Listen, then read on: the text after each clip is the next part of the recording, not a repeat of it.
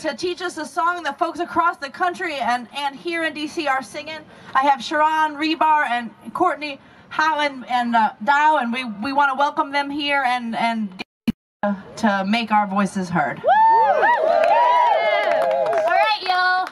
Are you here to say no to war? Yes. Are you here to say no to militarism? Yes. Are you here to say no to the criminalizations of our communities? Yes. Are you here to say no to the privatization and continued cost of war? Yes. Are you here to stand up for justice? Yes. All right, well then you're here to sing this song with us today, that we're not going to study war no more, and we're going to march for freedom and justice today. All right? Here we go. I'm gonna lay down my sword and shield down by the riverside, down by the riverside, down by the riverside. I'm gonna lay down my sword and shield down by the riverside. I'm gonna study war no more. Let me hear ya.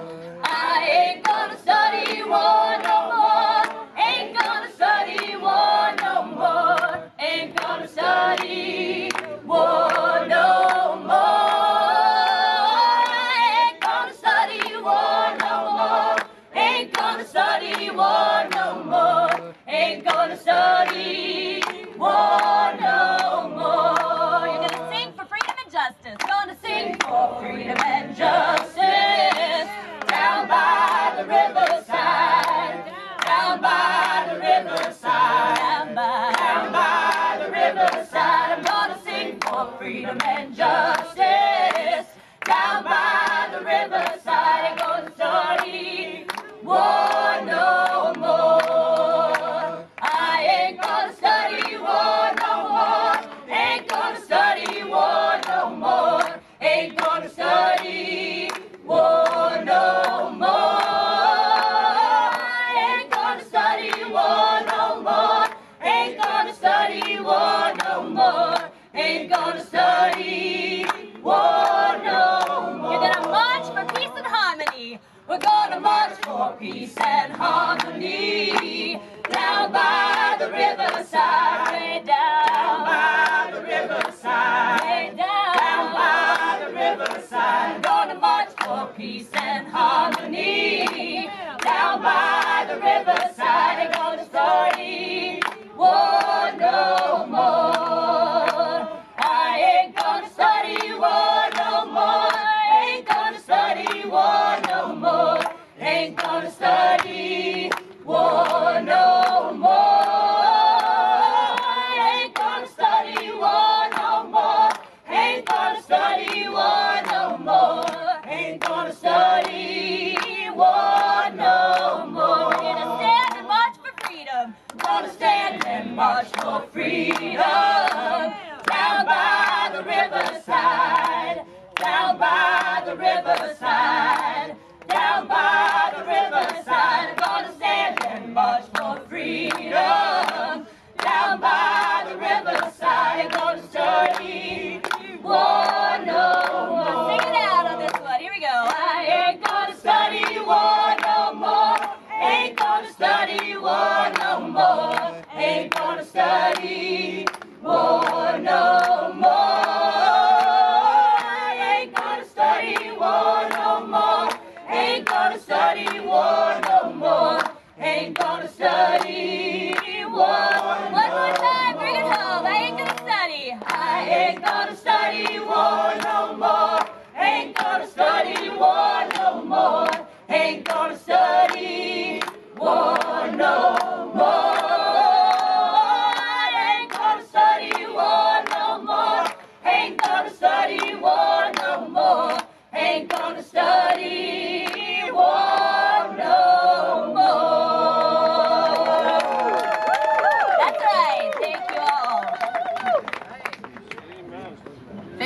Well, it's good to be here. My name is Reverend Dr. Liz Theoharis, and I am proud to be the co-chair of the Poor People's Campaign, a national call for moral revival.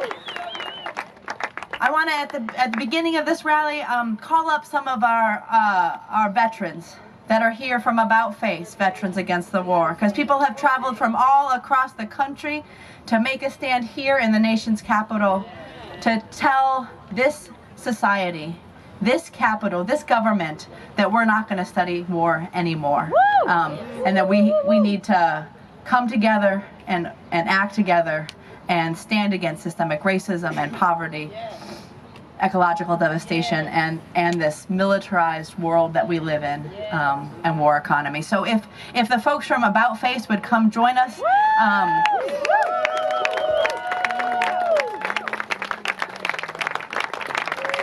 And people are from a lot of places, so I actually want to make sure that folks have a sense of the states that people are coming from. So we got a mic. I'm going to have people, if you don't mind, introducing your name and where you're from, and then we're going to keep on going with the program. Hi, I'm John Motter. I'm from Los Angeles. All right. Julio Torres, New York City, New York. Jose Vasquez, New York City. Shauna Foster from Colorado. Jamie Cobechu, Maryland. Devin from Texas. TJ Thompson from Norfolk, Virginia. Deidre Cobb from Illinois.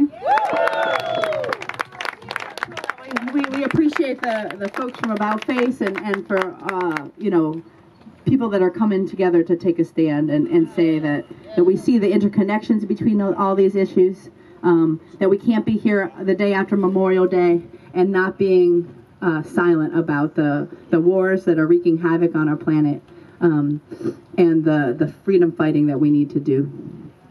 So thank you all for joining us today. For those of us that are here in the nation's capital, and then as folks know, this Poor People's Campaign National Call for Moral Revival is taking place all across the country. And so in more than 30 state capitals, there are people who are rallying at the same time. That's right. So thanks to the homeless vets and others who camped out in the Boston Commons last night.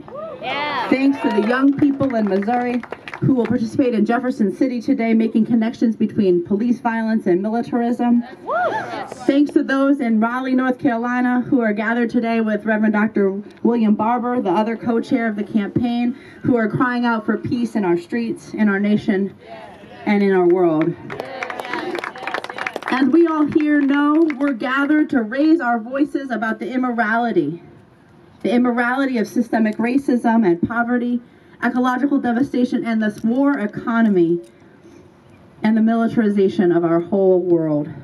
We are here to raise an intergenerational, multiracial, non-violent army of the poor, who are going to break every chain of racism, every chain of poverty, every chain of homophobia, every chain of ecological devastation, every chain of the pollution of our water, every chain of violence that wreaks havoc in our lives. It does all intersect. And so to start us off this afternoon, I want to introduce Reverend Nelson Johnson. Reverend Johnson is here to help lead our action today. He's on the National Steering Committee of the Poor People's Campaign, a national call for moral revival. He's a veteran, a pastor, a peace activist, and he's been a freedom fighter for his entire life. So please welcome, from the great state of North Carolina, Reverend Nelson Johnson.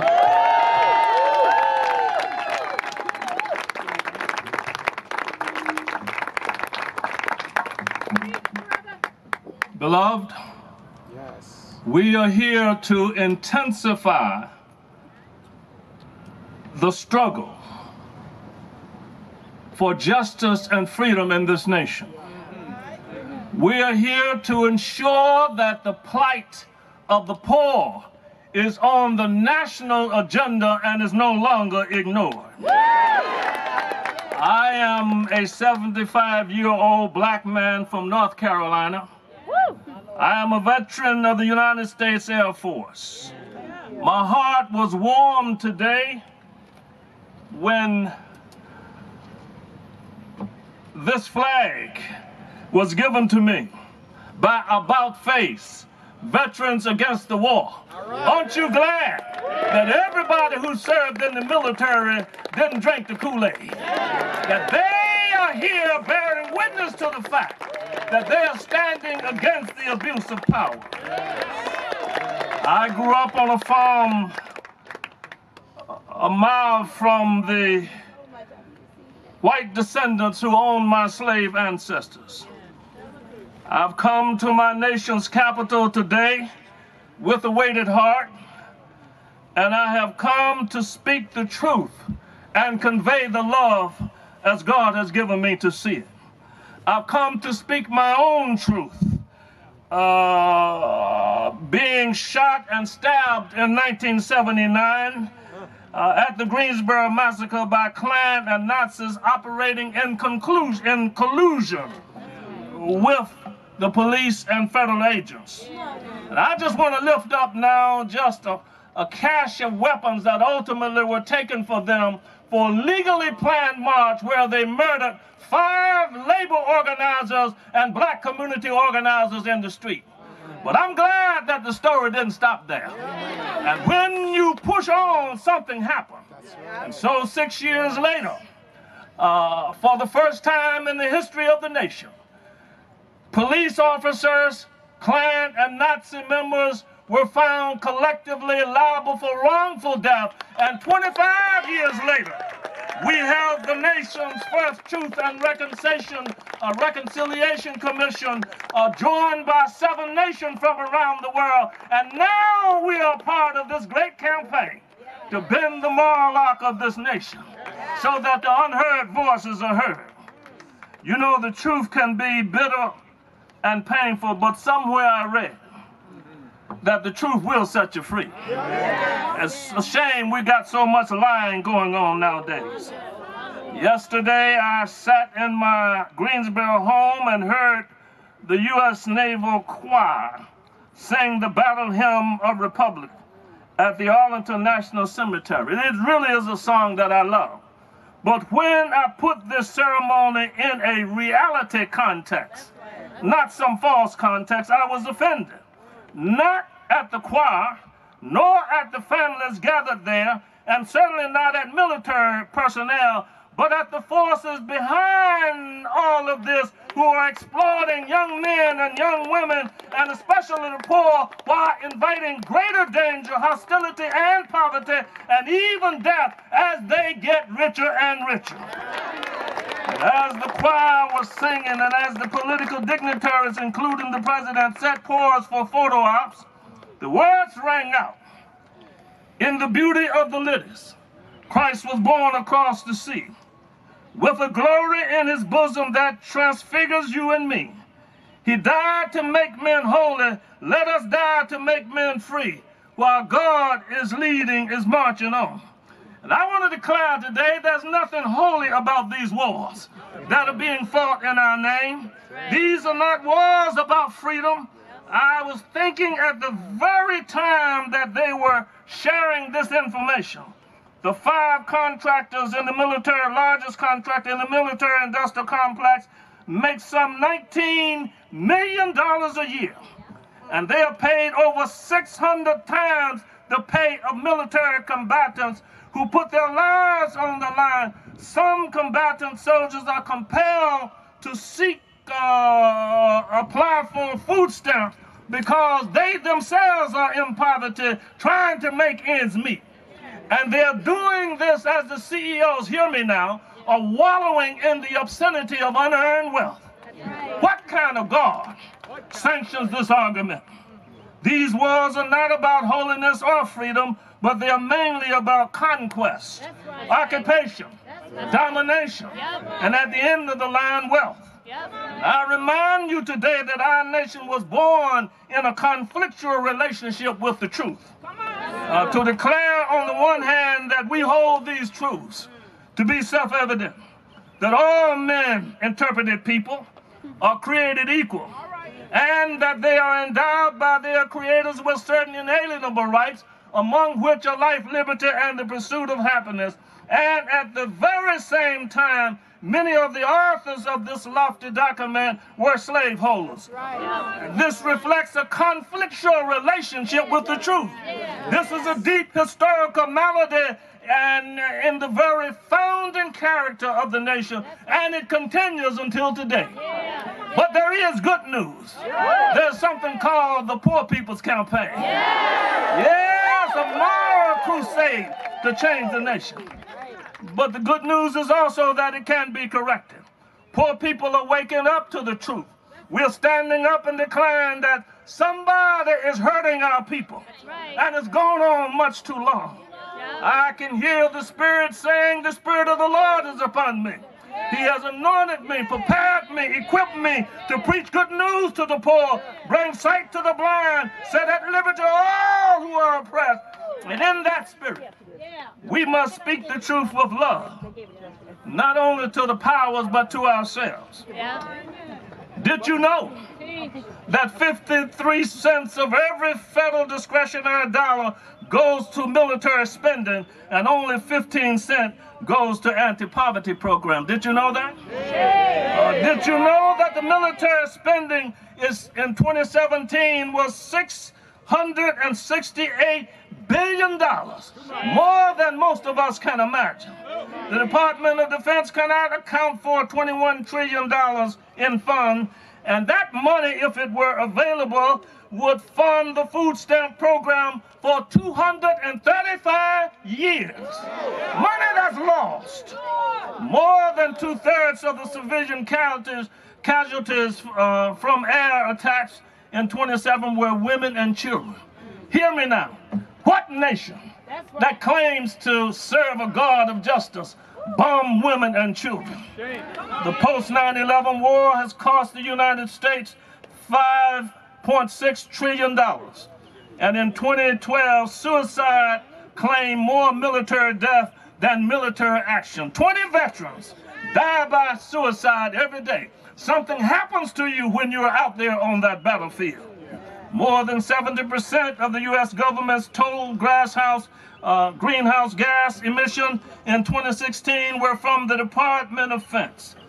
The U.S. dropped 26,000 bombs on 7 predominantly Muslim countries in 2016.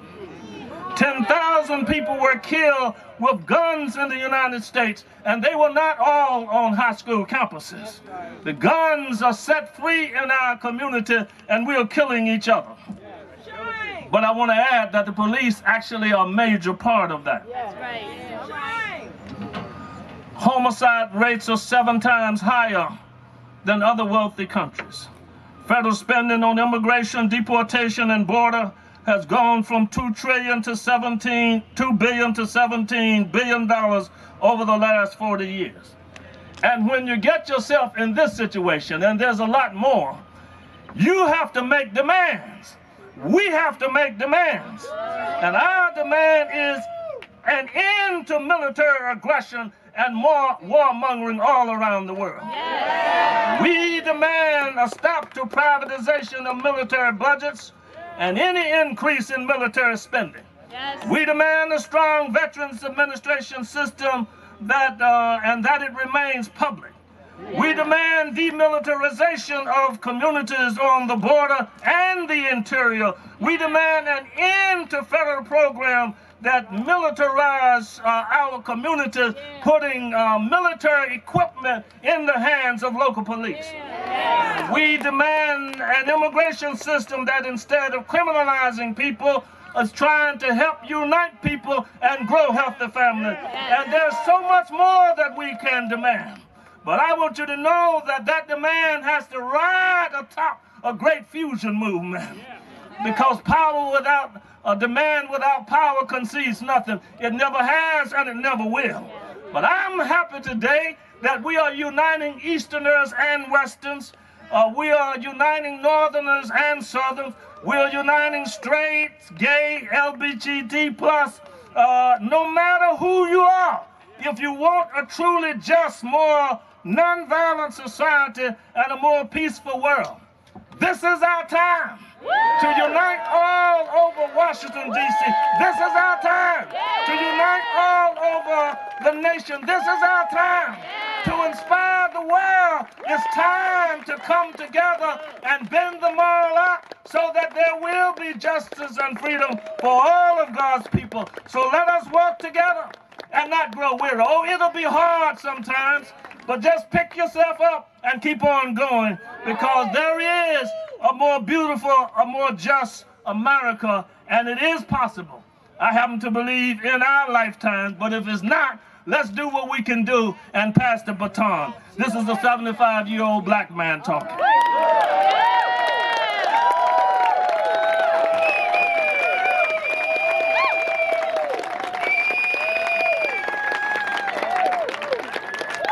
Let us hear it for Reverend Nelson Johnson.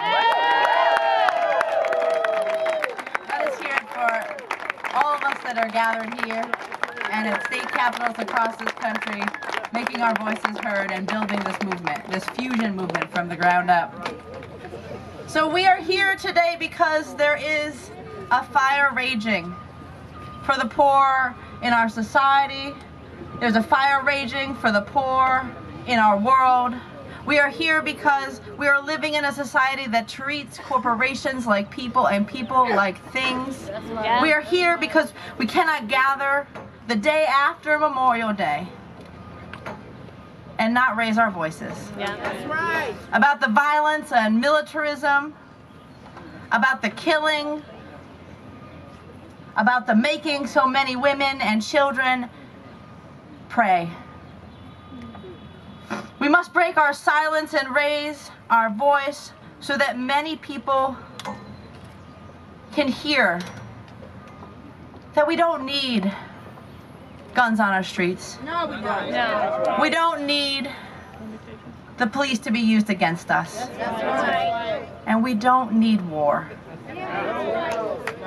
When the U.S. is engaging in military action in 7 countries right now as we are gathered here, when the vast, vast majority of the victims of these wars are the most vulnerable, are the poor, our women, our children, are folks that had nothing to do with why there's even wars going on. And when the powers that be are dropping bombs across the world, bombs that mean education cuts, healthcare cuts, poverty program cuts, and bombs that do not make this world any more secure, but threaten the very values that we as a people uphold, values of justice, of peace, and of love. So everyone here knows we are engaging in 40 days of nonviolent, moral, fusion, direct action. We're nonviolent because a violent war is being brought upon our communities and in this world. We're moral because we think the real moral issues of our day is, are you getting living wages? Do you have a protected right to vote? Are we ending war as we know it? We are fusion because it is only when we fuse together, come together across all of the lines that separate us, that we can turn this place around. And we believe in the power of direct action. We believe in putting ourselves out there saying, this stops today, this stops now, not on our watch. It is the time for us to come together. That's right. So at these actions, we started a little tradition, which is that we need to have a little bit of fun and celebration. So we're going to turn up the music right now.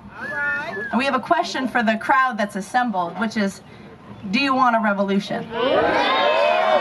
Verses 16 and 17. Yes, So if you do, they shall hunger no more. dance a little bit, sing a little bit, God shall wipe away. and let's let this capital know that we're here, we're poor, we might not have much, but we're taking it back.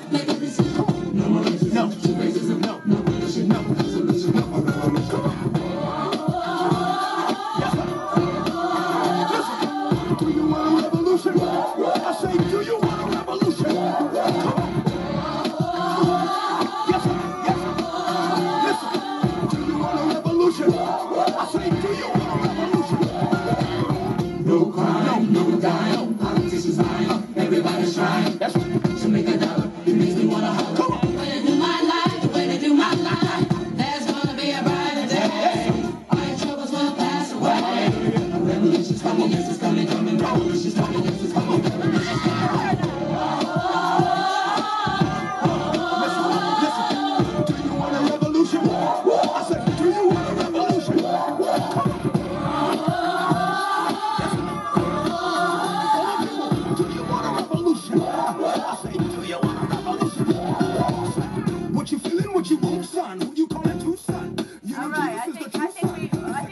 know. And what we're gonna let them know even more is some of the people that are impacted by this militarization, by this war on our communities, this war on the poor, on this violence that's at the very core of our society. And so I want to bring up 3 people who are going to share some of their stories with us this afternoon. I want to bring up Julio Torres from About Face. I want to bring up Maha Halal from DC Muslims for Justice. And I want to bring up Nate Tinbite from MoCo for gun control. So let's share some love with these speakers, and hear why it is that we're here and what it is that we're going to do to take things and turn them around. Yeah. So Julio. Woo woo! How y'all doing? Good. I'm Julio Torres, formerly a Staff Sergeant in the United States Army. My family is from Puerto Rico, and I was born and raised in New York City. Thank you, what up? But after high school, I was in active duty for 6 years and deployed to Iraq for the whole of 2010 with the 1st Infantry Division. Now, my soul cannot bear what I witnessed in war and also in the homelessness back home in New York City. And that was the first time I realized that poverty and militarism was interconnected. And I would have been homeless if not for the support from my family after I came back from Iraq. They say on Memorial Day, we honor veterans, but if you hurt the poor, you hurt veterans. Now, I knew I couldn't afford my dream education when I left high school. My only path was through the Army. And at the same time, I got health care, I got shelter, I got employment. And I was not the only one. Many joined in this poverty draft. That's right. And we're led to believe, oh, we're gonna make the world safer. We're gonna help in the democratic process. What a lie! That's right. Our education and our free health care, it came at the expense of senseless deaths of hundreds of thousands of civilians overseas. No one pays attention to that reality, which has been going on in Iraq and Afghanistan for 15 years. 15 years. The war must end. If not, poverty will continue along with the cycle of death and destruction and the wasted potential of so many lives around the world. War is one of the greatest creators of poverty. It is immoral to profit off of war. That's right. That's right. It is the Poor People's Campaign for National Call for More Revival that is exactly what must happen to turn the country around and in and about face. It is immoral to profit from war. It is immoral to profit from war. It is immoral to profit from war. Let's hear it up one more time for Julio Torres. Let's hear it up for About Face, for veterans that are standing against war, for peace in our communities, for living wages, for health care, for education, for voting rights, not just for Americans, but for people all across this world. That's right. So now let's welcome Maha Halal from DC Muslims for Justice, who has much to teach us as well.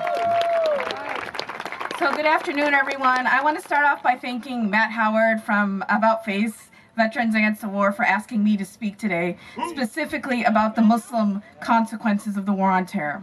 So my name is Dr. Maha Hilal, and I'm the co-director of Justice for Muslims Collective. I want to start by telling you why I'm here today. I'm here because I'm Muslim, and because the Muslim community has been targeted exclusively and pervasively for the last 17 plus years in the War on Terror. Yet it is Muslim victims of the War on Terror who have been completely invisibilized and marginalized in the course of this violent national security apparatus.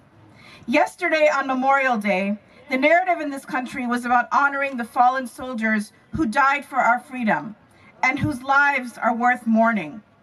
There was no mention of the 1.3 million Iraqis, Afghans, and Pakistanis who have died in the U.S. war since 9/11, nor mention of the citizens of Syria, Somalia, and Yemen who have either been killed directly or in proxy wars supported by the United States. These are the deaths that are rarely mourned because they are treated as collateral damage and necessary to ensuring that only some people, those who live in the U.S., have safety and security, or at least the perception of it. It is because, as Judith Butler writes, that these lives are ungrievable, and because they never counted as a life at all. It is because we are trained to think that their deaths symbolize greater proximity to our sense of freedom. But what does our freedom really mean in the context of unprovoked wars and intervention? What does our freedom mean when thousands upon thousands of civilians have to die so we can claim it? What does our freedom mean if the only evidence of its existence is in the numbers of wars we launch, the billions of dollars we spend, and the body counts that add up? It is imperative that we ask these questions time and time again, not just because of the repercussions on the United States domestically, but because of the death and destruction this country has caused abroad. The only way freedom can be gained is if we become free together and dismantle the systems of oppression and injustice that allow militarism to thrive, including white supremacy, racism, cultural racism, xenophobia, and Islamophobia. We cannot and will never secure our freedom through inflicting massive injustice across the globe and on the bodies of Muslims in the Middle East and beyond. Perhaps if we let justice guide our path, we'll find freedom along the way, and not just for Americans. Thank you.